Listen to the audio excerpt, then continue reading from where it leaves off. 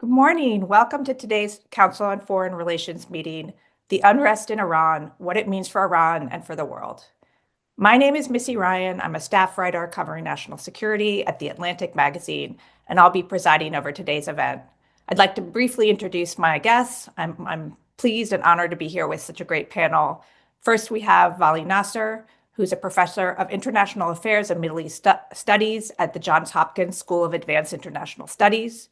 We have Takeyh, who is the Senior Fellow for Middle East Studies at the Council on Foreign Relations, and Sanam Vakil, who's the Director of Middle East and North Africa Programs at Chatham House. So we're just going to jump in right now with a little bit of situational awareness. Given the internet blackout and the communications and media challenges that are in place right now in Iran, I'd like to ask each of our panelists to begin providing a brief synopsis of what is known about the current unrest, the extent to which this is gripping much of the country, and your take for each of the panelists on how this does or does not differ from previous uprisings, notably the 2009 Green Movement and the Women Life Freedom Movement of 2022. Vali, let's start with you. Well, first of all, thank you very much to Council on Foreign Relations for inviting me here. It's great to be here with Sanam and Ray. What we know is that the protests, particularly since January 8th, have become very large across large number of cities in Iran. They have been quite intense and have challenged the Islamic Republic in a very significant way. The internet blackout that you mentioned is perhaps something that is very different from previous times. In other words, we don't really know exactly how this is unfolding, but we know that there has been a very brutal crackdown that has been unfolding, perhaps with huge number of casualties across the country. And now how resilient the protests are, has the level of intensity been sustained, has it expanded? Some of those things are not known. And I know today also the government was organizing counter protests across the country. We don't know also what the size of or relevance of those were. But a few things are quite clear. One is that the regime has made a determination that it's going to deal with these in a very, very brutal way and to shut them down quickly. There is no sign that there is any defections from within the regime or that it has in any way fractured around these. And I think as we're speaking, I'm not certain that the balance of force necessarily lies with the protesters. I think their challenge is extremely severe, but crowds win also when the other side falls. And that's not clear given the news breakout. And one thing that is very different from last time is that also these protests are coming at a time of, in the shadow of a war that Iran had with Israel and the United States, at a moment where Iran is particularly weak internationally and in the region, which was not the case in 2022 and 2009, and also at a time when President Trump has threatened to intervene directly in Iran on the side of the protesters. And so the shadow of war over these protests are an unknown to us compared to previous times. Ray, let's go to you. Talk about, if you can, the ways in which this does or does not differ from those two previous uprisings that I mentioned in the intro. I tend to agree with much of Vali has to say. I spent a lot of time thinking about the 78, 79 revolution, as Vali knows, because we often get together and talk about it. First of all, these protests have come about, as it was Vali indicated, in the aftermath of Iran losing a war in June. And it lost that war, but its narrative of success was that the purpose of that war was not to disable Iran's nuclear program, but to overthrow the regime. And the Iranian people stood by the regime in June. That narrative, has to say the least, has been battered. Second of all, you're seeing the protests being a cross-section of opinion, social classes, but this is not yet a national movement in a sense that a lot of fence-sitters are trying to figure out which way they want to go. They want to join the protest or not. And they have to feel some degree of immunity to do so, as was happening in the fall of 1978. The level of defections, disagreement, dissent within the system, I don't think that can be obvious to outside observers at this point. What we do know about those defections and disagreements in the aftermath. For instance, now we know even the Chinese had a very difficult time mustering the necessary consensus for the 1989 June massacre in Tiananmen Square. So what's happening behind closed doors is less obvious today, especially with the protest, with the internet blackout that we see. One thing I can say about these protests, all social protest movements have ebbs and flows. And even if the Islamic Republic manages to arrest the street, they have now created a situation where in the cycle, there'll be another protest movement over another issue because underlying causes of dissent, economic mismanagement, economic corruption, foreign policy disasters and misadventures that have cost billions, lack of political opportunity cannot be addressed by the regime. And the fact that they have seemingly used considerable amount of violence, that essence mean they have created martyrs for the cause. Great. Thank you. And we're definitely going to get to the government response in our next question.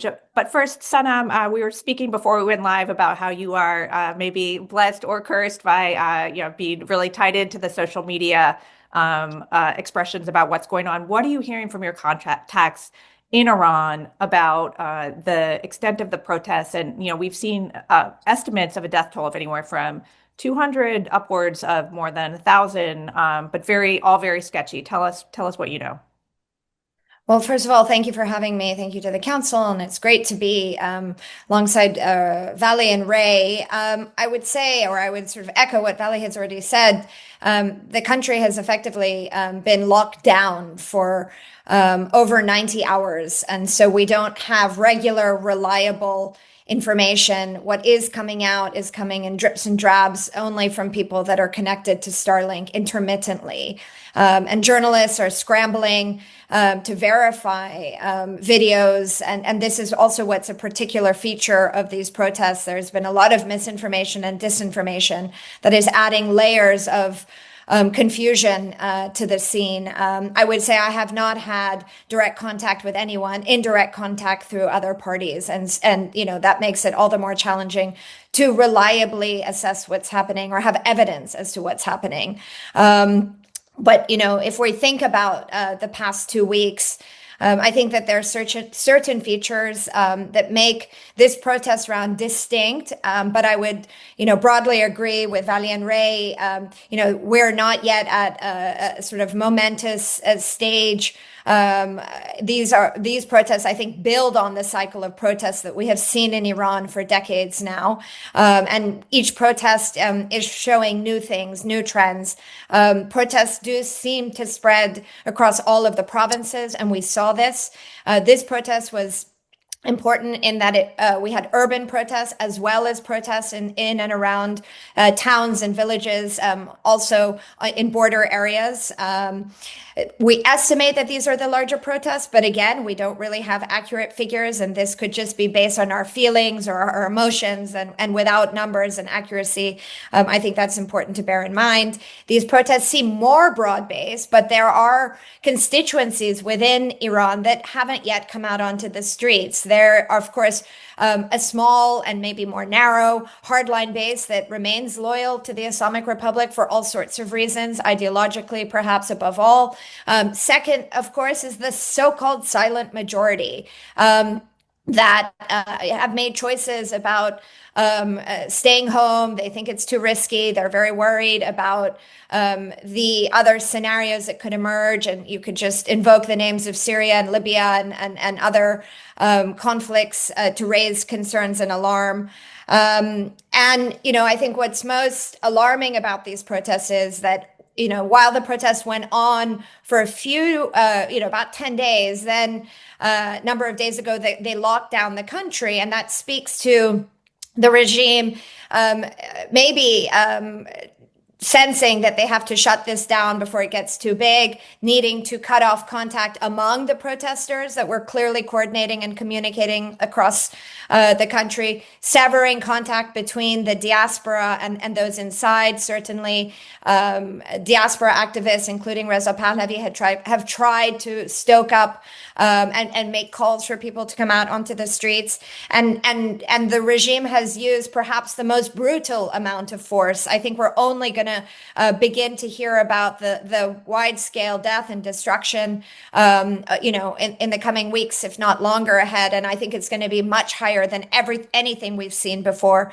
And lastly, last point, the regime has also categorized these protests not as usual protests. They started out saying, oh, protests are fine. And the president of Iran even, thought to acknowledge their role in government mismanagement. But the language very much shifted, and they began to call the protesters terrorists, labeling them or associating them with terrorist groups such as ISIS, for example, and of course, invoking their usual blame game of blaming the West, blaming Israel, blaming the outside opposition. But today, the framing is very much, particularly on my social media, as this has been a civil war where the regime had no point but to respond. I want to get to the government response, but really quickly before we do that, I wanted to ask for any of the panelists who feels like they have an answer they want to provide. In order to lay the foundation for the rest of the conversation, I think it's important for our audience to understand how many Iranians are the hardcore supporters of the regime versus the hardcore protesters who are going to go out. You mentioned the silent majority, Sanam. What does polling or other reliable information tell us, if it exists, about the breakdown in Iranian society along those lines?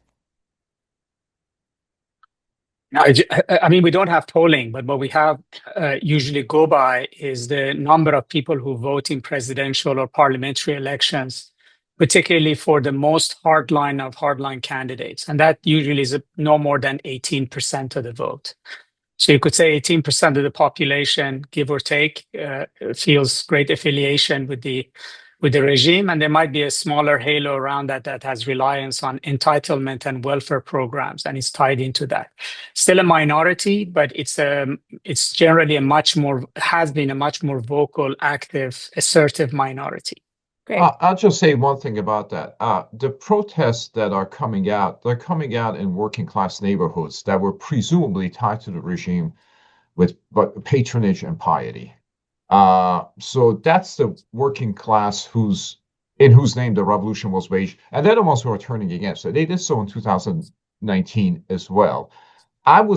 My estimation of how much support the regime has, and it's a very tentative one, is a number of votes that Saeed Jalili, the hardest of hardcore, gets when he runs for election, and they tend to actually be in the first time be 4 or 5 million. Now that's not out of 90 million or so, correct? Well, right? not quite 90 million, not registered voters. Right. So it's a less than that. But so that's kind of a ballpark figure, but that's a very tentative and improvisational estimate. Okay, Ray, I'm going to go back to you to talk about the government's response. Why does the government feel so confident in taking this hardline response? Why are we seeing President Pezeshkian seem to change his response from a more conciliatory tone at the beginning to this more hardline response? And how far can the government go in offering concessions, economic or otherwise?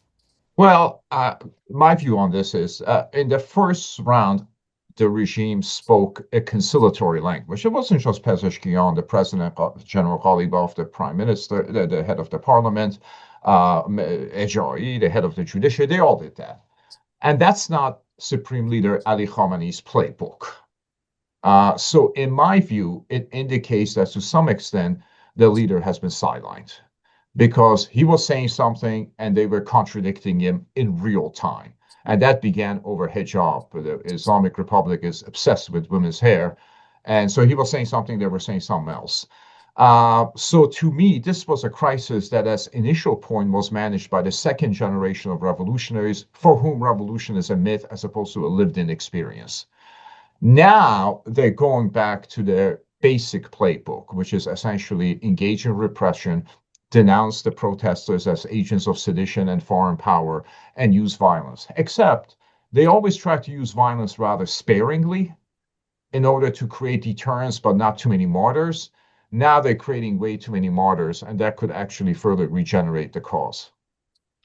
All right, Sanam, for you, Ray alluded to this, but what role does the fact that we're sort of in the twilight era of the Supreme Leader's life, he's 86, what role does that play in this situation and the government's response?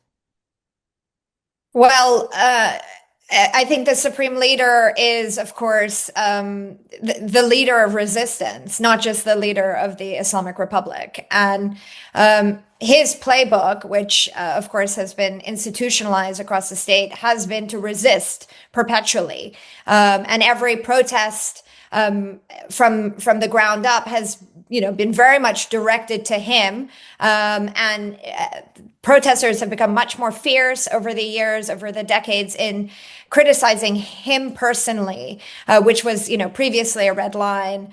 And institutionally, of course, there's a lot of uncertainty about the future direction of this Islamic Republic. However, Ali Khamenei ends his life. Over the war last summer, what emerged as people were suspecting that Israel might try to take out Ali Khamenei was, of course, that they have a succession plan, that there's some names in a box, and that they do have an institutionalized process, which, of course, is also delineated in Iran's constitution.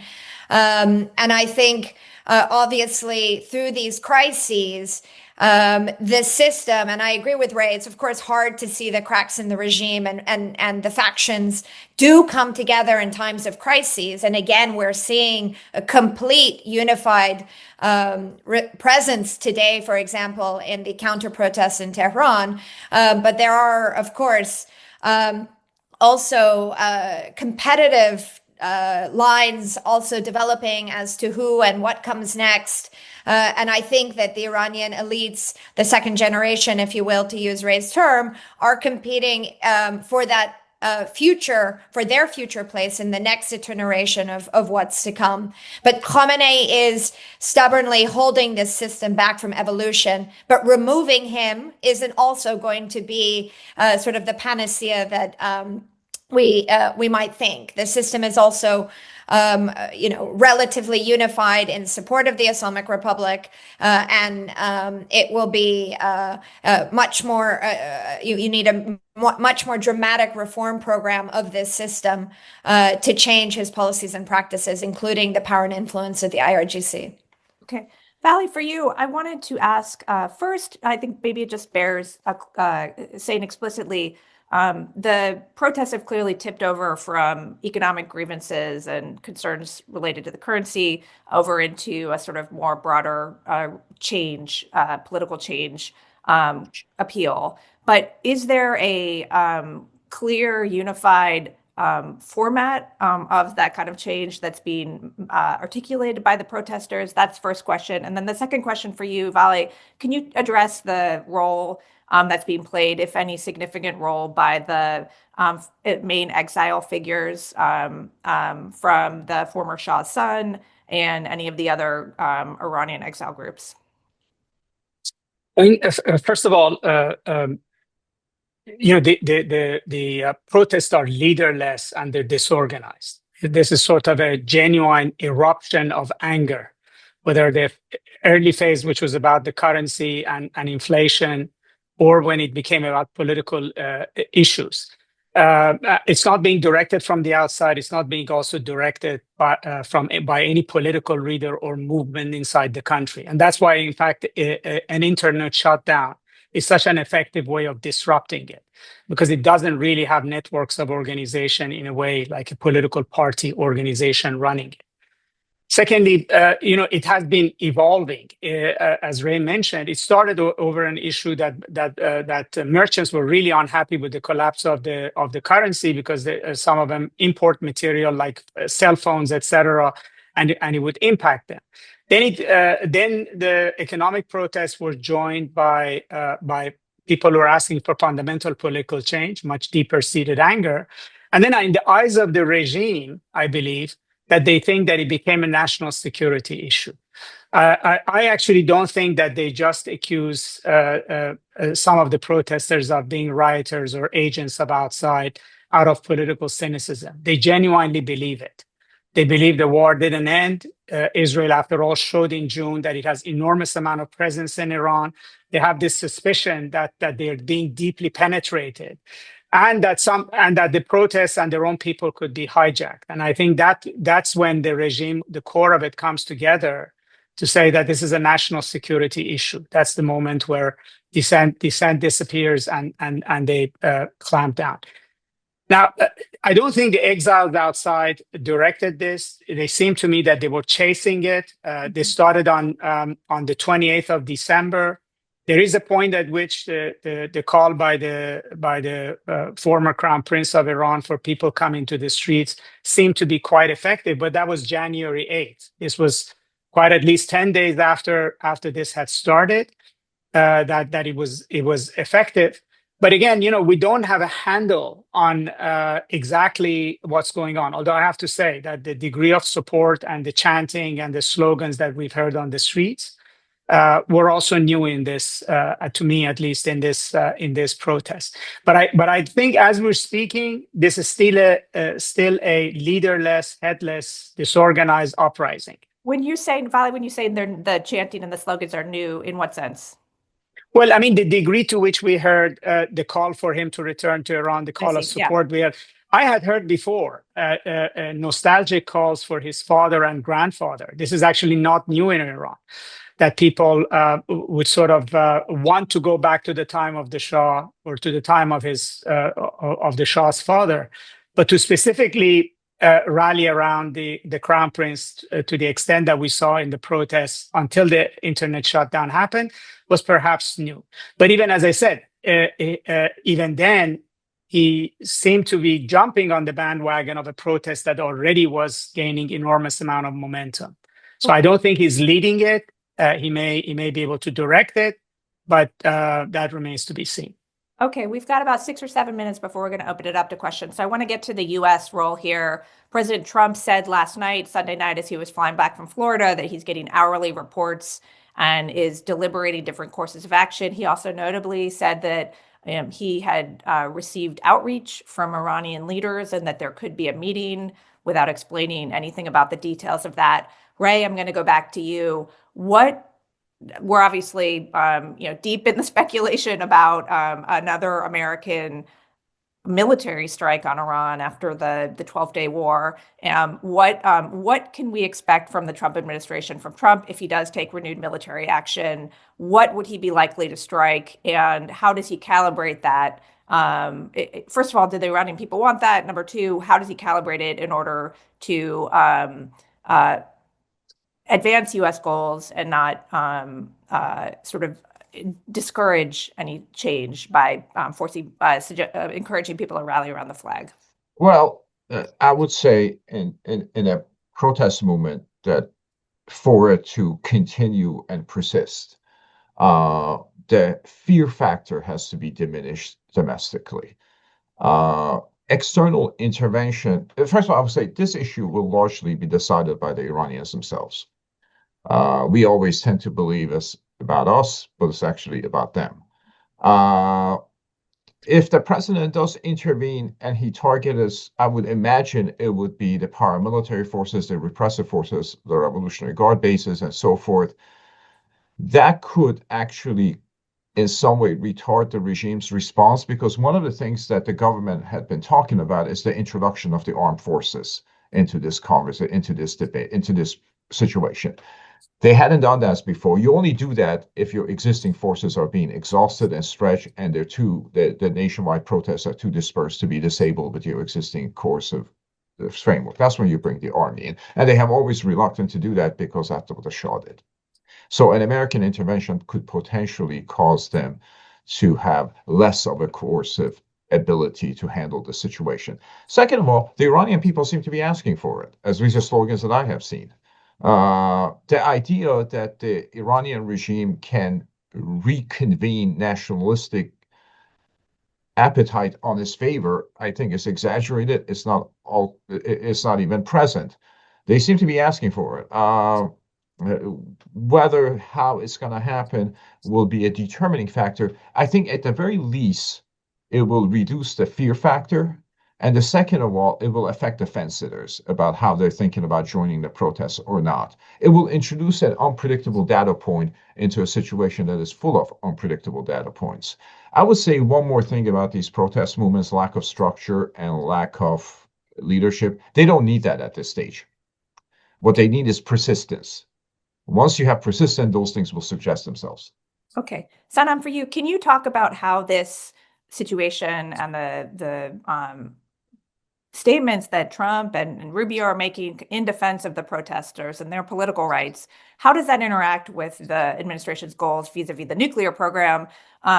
Because it is a confusing moment, because we're seeing now in his second term, President Trump is much more comfortable using American military power in different ways than he did during the first term. At the same time, as we're seeing in Venezuela, they are also not necessarily as invested in the causes of self-determination, governance, and democracy as we might have thought. So how are you seeing those different factors interacting here?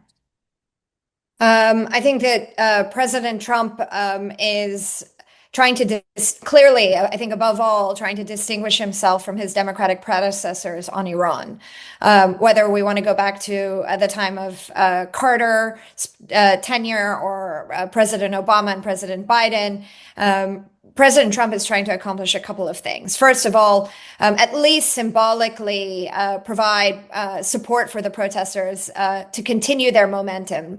Time is certainly not on their side, and I would add that the government has also shut down banking access. So, of course, with shops being closed and your inability to access your own financial resources, that puts further pressure on the protesters, and that's a problem. So, if Trump did intervene, more than providing that rhetorical support or that fear factor on the regime, that could generate momentum. But in the same vein, it could equally play further into the hands of a regime that is paranoid, and this would build further unity and propel them forward to crack down further. So I think it's not necessarily going to produce the outcome, but I do suspect that it is necessary if you want to keep people out there.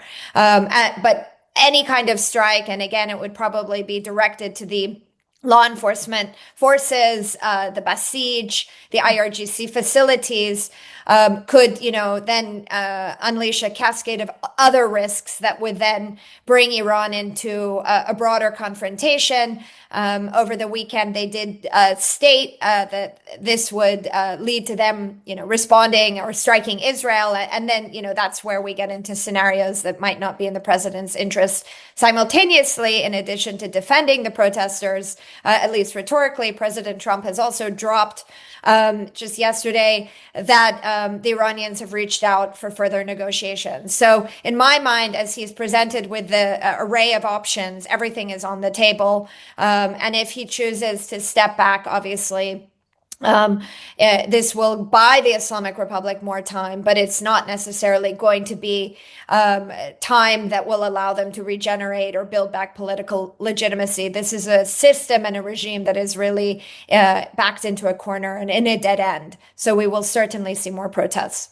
Okay, I'm going to ask one very brief final question before we open it up, and that's for you, Vali. Can you talk about the other significant foreign actor here, Israel? How do you see Israel approaching this moment, and how are they weighing off the kind of goals that could be at tension of, wanting to see obviously an end to the nuclear program and an end to a regime that they see as an existential threat to their survival, with the fear of, as we've all been alluding to, the potential for chaos and uncertainty about what comes afterwards? I mean, I don't know what the Israeli thinking is on this, but I would think that they would welcome the weakening of the Islamic Republic, it turning inwards. If the regime were to collapse into chaos, Saudi Arabia, UAE, Qatar may worry a lot, but it would not worry Israel, largely because it is much farther away from Iran or whatever chaos happens inside Iran. I think the worst case scenario is that if this regime feels that its back is truly against the wall, and it decides to react with missiles or in a sort of a final act of trying to back off its enemies, that then in the short term it could be of concern for Israel. Okay. All right. So it's 10:32. I'm going to invite members to join the conversation with their questions. I think you can there's a raise your hand icon, and the moderator will call on you. And also, I forgot to remind everyone at the beginning that this meeting is on the record. As a reminder, to ask a question, please click on the raise hand icon on your Zoom window. When you are called on, please accept the unmute now button and proceed with your name, affiliation, and question. To view the roster of participants registered for this meeting, please click the link in the Zoom chat box. We'll take the first question from Aaron David Miller. The three of you are just really extraordinary. And Misty, great moderating. I think I know the answer to this, but ISW, Institute of Study War, reported this morning that more Iranian security officers had been killed during the current protests than in any time in previous protests. They actually even give a number, 114 regime security personnel from the Law Enforcement Command, the Basij, and the IRGC. I mean, given the internet blackout and the lack of context, is this at all credible? How would they know? I'll say one thing about this. I'm not sure how they know, but one of the places when we talk about this protest movement, it is also breaking out in sort of ethnic areas, Baluchistan, Kurdistan, and other places. And in those areas, there's plenty of weapons available. And those areas happens even in the women life freedom movement, there was violence there. So in some places, you're going to see this becoming much more violent than it has been in other cases. Those casualty figures may come from those particular ethnic enclaves. I mean, to me, the numbers are credible, and perhaps it's actually higher. Mm-hmm. Just as the number of overall casualties is higher than the one that Missy suggested at the beginning. What I would say is that it's also not just the ethnic areas. I mean, I've seen even with some videos uploaded in Starlink of instances of clashes, violence, etc. In Tehran as well. And that's actually partly why the regime has got more and more suspicion that it's under a threat and that somebody's arming or guiding. And they're trying to sort of make a distinction between those who they see as agitators and rioters and the protesters. But all said, it just suggests to you that the tempo of violence this time is much higher than before. And that's not something that's going to dissipate quickly. All right, should we take the next question? We'll take the next question from Andrea Mitchell.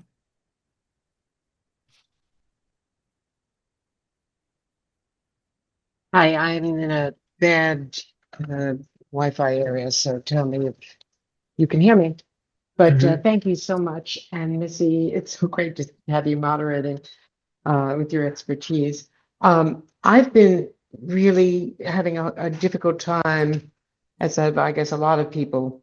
This obviously feels different than the more recent and certainly the Green Revolution in 2009.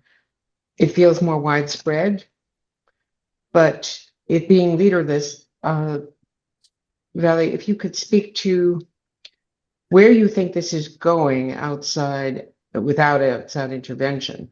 The president last night, again, with NBC and on Air Force One, was certainly hinting at something going to happen. And it may be not kinetic, maybe cyber, don't know. But if you could speak to more broadly the reaction, how that might create a backlash, because there was reporting also that the Israelis warned against action now, that would create backlash. My own sense is that if it wasn't for the protest, Israel would have hit Iran by now. I mean, we were moving in that direction. There was already buildup of U.S. forces in the Gulf. So definitely, I think the calculation is let this play out. Let's see what comes out of it before we go to war. You know, when Israel attacked in June, I was actually even surprised then that a lot of Iranians said, you know, they should attack and get rid of the mullahs and free us. And then yet when the attack came, they actually stayed home and they didn't join in. So I'm not really sure this time. Truly, I don't know how Iranians would react if if there was an attack by the outside? Would they join in? Would they be encouraged? Would the ranks of the protesters be divided? Really don't know. The other issue is that I don't think it's that simple to impact the protest. The protests have been in over 130 to 150 cities and localities in Iran. Now, trying to hit security forces in all of these, or even the major cities of Iran, cities with over 1 million people, is more than just a few airstrikes. It needs a much more sustained campaign. And a lot of these locations of security forces are deeply embedded in urban areas. There's no clean way of hitting necessarily security forces without endangering the lives of other Iranians as well. And if you don't hit these, then you go for hitting air bases and military sites, etc. Yes, it has an impact, but it's not necessarily going to degrade the ability of the government to suppress. What I would probably think is that given that this president really doesn't want to get his hands dirty, and the performative strike may be more where he wants to go, and then he wants to play the Venezuela card of trying to bully the Islamic Republic to buckle in. We're in a prolonged, protracted period of war, protest, and this cycle repeating itself. Vali, do you mean if the Trump administration tried to kind of make a deal with the regime over the protesters' head, say a deal on the nuclear program and kind of back off its military pressure that way? Is that what you're suggesting? Well, the president is no longer satisfied with the nuclear issue. He wants Iran's missiles as well, and probably some other things on top of that. And as Sanam said, he wants to be the one who changes the Iran story altogether. That would be a big victory for him. I don't think anybody knows what he wants, but I could very easily see that under the right moment, the concern with the protest would dissipate, and he would basically deal with those who are in front of him and would give him what he wants. All right, let's go to the next question. We'll take the next question from Ishan Tharoor. Hi there. Thanks, Vali, and thank you to all. Thank you, Missy. Thanks to the great panel. Vali actually just started addressing my question. I was curious if you could speak a bit more about the precedents and impulses that we've seen from Venezuela, and what, if any of that, may shadow things going forward.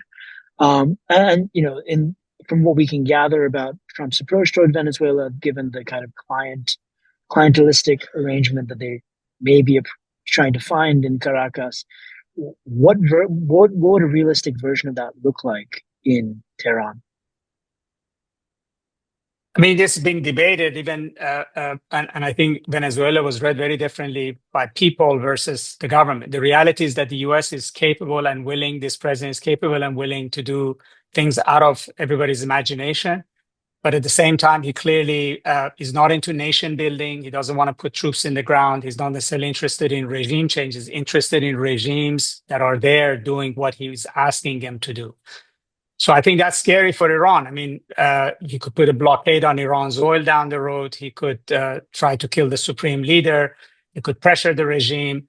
I mean, all of these scenarios are on the table, are in the minds of both the protesters and President Trump. Although Iran is orders of magnitude more difficult than Venezuela, the ability to do this as precisely as he did it in Venezuela is not there. Can I add a point? Please, go ahead. Thank you. I think Venezuela is a really important cautionary tale, not just what we saw in terms of removing Maduro, but we had months of sort of maybe foreshadowing, if you will, of the Trump administration's intent. So if we think about how the U.S. government might engage with Iran for the rest of the year, they see a weakened failing Islamic Republic. And so we could imagine just a buildup of further sanctions, containment, Israeli pressure that could see, of course, an endgame that is Venezuela-esque, Khamenei's removal or moving the pieces around to enable economic outcome that's favorable to the United States, I think is certainly something that has been digested in Tehran. But that's by no means would be something that I think would be acceptable to people on the ground. In Iran, of course, the economic conditions are certainly very dire, not as dire as they have been in Venezuela and other countries. But this is a protest movement in Iran that is making it clear they want the elites of the system to no longer be in power. And so just moving the pieces around or empowering the IRGC isn't necessarily going to solve the political legitimacy piece. And that would be the delta to watch. And you also have to wonder how the Trump administration's America First base would view a more hands-on approach in an election year as well. So should we go to the next question? We'll take the next question from Barbara Slavin.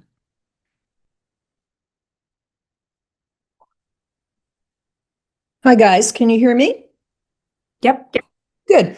Thank you so much for doing this. My question is about who you think is really calling the shots now in Iran. I mean, Supreme Leader, is hardly at his most robust. So is it this National Security Council, new Defense Council? Who is actually making the decisions day to day? I'll just say one thing about this. I do believe the Supreme Leader has been sidelined and sidestepped because of his catastrophic misjudgments that led to June 12 war, even on sentimental politics of the Islamic Republic that has an impact. How they're making decisions is actually a very good point, because they are making decisions. Ali Larijani seems to do the national security portfolio. And the fact of the matter is that since June, during June, and every day since, the Iranians have been asking for negotiations with the United States. Ali Larijani has said he appealed to negotiations 15 times. And the foreign minister does so all the time. They view negotiations as a way of releasing pressure. Pezeshkian may be handling administrative, Gholam Reza Ejai, head of the judiciary, may be handling some of the security apparatus in conjunction with obviously whatever's left of the leadership of the Revolutionary Guards, which has been obviously very much replaced. In terms of military action, you have to say that both in June and in Venezuela, United States and Israel displayed the ability to do surgical strikes very carefully and without much collateral damage. Can they symbolically bomb the Ministry of Intelligence and that be applauded by the population? I think so. Can they destroy the IRGC intelligence apparatus and further disable that network? Would that be popular? I think so. So the military option even is surgical uses, which will have a symbolic effect. But we're in a situation where symbolism has its uses. I do think it is important to mention just before we go on that the United States military is not necessarily postured for a big strike on Iran like it was in June. There's no aircraft carrier in the region right now. It's not dispositive, but it's just something to consider as well. So let's go on to the next question. We'll take the next question from Christopher Isham. Thank you very much. It's a very good panel. I just have a question which follows on some of the discussion we've been having the last few minutes, which is it's pretty clear from the reporting that the administration here is considering the non-kinetic options on the table. And I just wondered if you guys might be able to elaborate a little bit on what specifically you think those options might entail, and how some of those options might affect the balance of power between the regime and the protesters at the moment. Thank you. Who wants to take that? Sure, I can pick up, and I'm sure someone else can add to it. I mean, obviously, very obvious would be cyber operations to degrade the censorship infrastructure. That would be important. Help Iranians more broadly connect to the internet while there is a blackout. I think that would be important as well. further economic and financial pressure. I'm not sure what more one can do, but there's certainly more, whether it's stopping ships going out to China, further constraining the economic lifelines of the regime, I think is another area as well. And it's worthwhile also thinking about those economic lifelines, because over this 2-week period, there was still commercial activity outside and inside of Iran. And while that continues, obviously, the regime itself doesn't feel significant pain. So it's about making the regime feel much more pain, not just the people. Would sanctions be a significant or effective tool, additional sanctions, or no? I'm not sure how much more you can sanction the Iranian. Yeah. Just one other thing to mention before. Oh, go ahead, Vali. No, I mean, but none of those matter in the next 2 weeks and 1 month. I mean, when he says non-kinetic, I really don't know what he's talking about other than cyber. I think it's maybe a way of, I don't know. I mean, the only thing to Ray's point, if you're going to have a symbolic impact or even literally degrade the military's ability to suppress, you have to actually use military means. Otherwise, the non-kinetic to me is just a bit baffling. Yeah. One other thing Trump did mention last night was that he was going to call Elon Musk about Starlink. So, on the connectivity front, but that also seems like a medium-term thing at best. Well, I mean, there are tens of thousands of Starlink terminals already in Iran. I mean, rich people have it. They bought it because it was much more better way of having it on the ground. The Iranian government is trying to use GPS jamming to not allow Starlink to operate. But the issue is not that the satellites have to be turned on. The Iranians have been using it. And I don't know how much faster can you get free Starlink terminals and give it to people inside Iran. Again, you have to think, what does it make a difference in the next 2 weeks to create the kind of resilience that Ray mentioned that the protesters have to have? Okay, let's move to the next question. We'll take the next question from Joanna Shelton. Oh, and Joanna, can you mention your affiliation, please? Yes, I'm Joanna Shelton with the Maureen and Mike Mansfield Center at the University of Montana. Israel and possibly other outside parties are evidently calling for regime change. I have a two-part question related to that. The first is, if the current regime were to fall, as unlikely as that may seem today, is there anyone or any group on the ground that could effectively take power? The second part is, if regime change led to a leadership vacuum and possible chaos, what would be the spin-off effects in the region? Thank you. Who wants to take the first part, which was who takes over? I'll just briefly, at this point, as has been mentioned, there are no identifiable leaders. Although if the regime were to fall, that protest movement would have to be mature enough that such a leadership may have suggested themselves.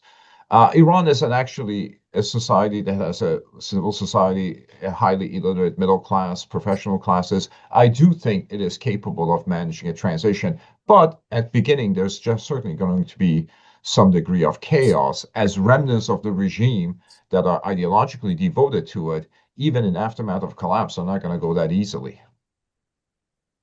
All right. And then, is there a scenario where, regime change is a term that I think looks different in Venezuela than many of us thought beforehand. It ended up just being decapitation. I mean, there obviously is a scenario where it just becomes an IRGC-led state or something like that. That's maintaining a repressive, unrepresentative society, a regime detested by the Iranian people. That's what it is. And to the ripple effects for the region and beyond? Sanam or Vali, do you want to talk about that? Sure. I'll start and Vali can pick up. I mean, it much depends on obviously what emerges. I think we are too often looking for a single figure that will emerge. Iran has more than 24, off the top of my head, activists in jail that have the potential to be future political leaders in Iran. And, it's worthwhile just reminding everyone that prior to these protests, a number of Iranian activists, including Narges Mohammadi, who won Nobel Nobel Peace Prize, was rounded up along many others and put back into Evin. Part of the reason why there is no indigenous organized opposition is because the Islamic Republic has made sure that no coordination really develops. What's interesting to me, though, is despite systematic civil society repression and despite perpetual oversight surveillance of the opposition, that shopkeepers and people in the bazaar did coordinate a labor protest that got this started. And secondly, and quite quickly, university students also quickly coordinated sit-ins and protests. So it does show that there is organizational capacity within the system, and there are plenty of people in Iranian jails with ideas, thinking, recognizing that a coalition can be built and built from the ground up. And it's important to just remind everyone, this Friday is the anniversary of Mohammad Reza Shah's departure from Iran. It took 2 weeks for Ayatollah Khomeini to fly into the country. And in that vacuum, all sorts of individuals, institutions, local committees known as comités, everything emerged indigenously. And I imagine that kind of chaos, as well as coordination from the state that is still quite institutionalized in Iran, would keep things ticking along, and there would be a lot of competition for internal power. Vali, did you want to add something?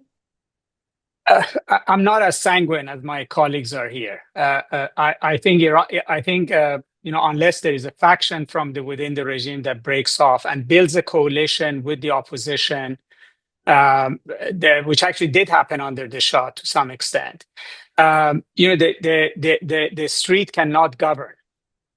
You have a lot. Iran has 650,000 bureaucrats. Unless there's a mechanism to bring them in, what I see right now in Iran is more revenge and reprisal that's going to happen. That the people on the street who are being killed will want the scalpel of every single bureaucrat, somebody who's worked in the regime. Yes, Iranians have the capability, but right now Iran is more. A total collapse is more likely to produce a mob scene than anything orderly. Now, what's the implications for the region? God knows. You have hundreds of thousands of Revolutionary Guards besieged with a country that has sophisticated missiles, that has 400 kilograms of enriched uranium, with a lot of different things that we used to think about the Soviet Union, et cetera, that's over here. I don't know. Maybe there's planning somewhere in CIA or Mossad about what to do about the day after. But I think the region really worries that what's worse than the Iran that is in front of them is a lawless Iran with a lot of those elements in there. Yes, and eventually this will settle down, but the entire danger lies in the period until it settles down. And I just don't see any organization, any leadership right now across this country that would basically focus and bring in the protest into a coherent political movement that then can actually have an orderly transition to something else. Okay, I think we've got time for one, maybe two questions. Let's go to the next questioner, please. We'll take the next question from Lyric Hughes Hale. Yes, as a student of both China and Iran, this situation really reminds me of Tiananmen Square, the brutal crackdown, the media shutdown, and misplaced optimism in the West. Could you comment on that? And also, my concern here is it possible the unintended consequence of this situation will be an acceleration of Iran's nuclear program? That would be my response if I were ruling in Iran today. Thank you. I would just say one thing, which is as somebody who was there when 1979 revolution happened, the enthusiasm about how democratic Iran would be, how Ayatollah Khomeini would retire to Qom, how Iran was going to be seeing a future of democracy. We can very easily misread the circumstances, but Iran's own history is perhaps the best mirror to sort of give us some degree of perspective here. As a cautionary tale, you're saying? As a cautionary tale. I think we're very hopeful that the Islamic Republic is going. That's hope number one. But hope number two about what's going to come after it is a lot more complicated. I'll just say a couple of things about this. The Tiananmen Square demonstrated how hard it is for the regimes to do this, because based upon the documentation that has come out since then, we see considerable degree of dissension within the army and between the army and the party. So that's a cautionary tale for how national armies are reluctant to shoot their people, even ideological ones. The nuclear program, the Iranian nuclear program is not buried in a sand. And has been no indication that it's being revived. And the Israelis have made a commitment, and the Americans have, that if they see something, they're going to bomb something, which is why the country is gripped with a fear of external intervention, as Vali had suggested. But they did move some of the enriched uranium, as far as we I don't think so. To move it, you have to dig it in. And when you start bringing those equipment in, they're fearful that they're going to get bombed again. Israelis took command of the Iranian airspace in 48 hours. That's a real experience for a regime that invested so much in its missiles and made so much of its missile technology as essential deterrence and the projection of power. All right, Sanam, do you want to add anything? Well, I mean, this 400 kilograms, whether it's buried underground or been moved, I don't think that this is something that the Islamic Republic can easily assemble. I would imagine Iran is heavily surveyed more than any other country right now. So I think they're very well aware. And in fact, they're buying into this narrative that they haven't touched their nuclear program. That's what the Iranian foreign minister has been saying repeatedly and actively. All right. I think we have time for one very, very quick final question. We'll take the last question from Madison Schramm. And just Madison, maybe a very quick one, please. Thank you so much for sharing your insights. So I guess short of the type of elite fracturing and defection, if we were to see some type of symbolic strike, negotiations with the United States, economic reprieve, Trump can claim a deal out of this. Would this potentially be sufficient for the Iranian population and Israel, or can you see some type of agreement that would satisfy all parties here? Thank you. Who wants to take a quick stab at that? Quickly, sure. I don't think one agreement will satisfy everybody, but a deal, depending on the scope and scale, could satisfy the United States and Israel, and certainly buy the Islamic Republic more time, because the economic sanctions relief that would come with a deal would allow it to try to rehabilitate the Iranian economy, although there's a lot of structural work that needs to be done. People, can be bought off as well, but that would be, of course, something that we would have to see and watch. There is going to be a change in this regime, either externally facilitated or internally through the death of Ali Khamenei. So one way or another, that's something to bear in mind as well. The Trump administration does have elements of what it accepts as a deal: zero enrichment, missiles to be dismantled, and also abandonment of terrorism or regional allies. If the Islamic Republic, in a moment of internal stress, agrees to that capitulation agreement, I don't see how that doesn't energize the domestic opposition. Final quick word from you, Vali? I think what you have to add to it, President Trump also wants normalization. He wants that performative part of it as well. And I think majority of the Iranian public would be assuaged if the living standards improved, if Iran opened up, all of which means the regime would have to change in fundamental ways, as Sanam said.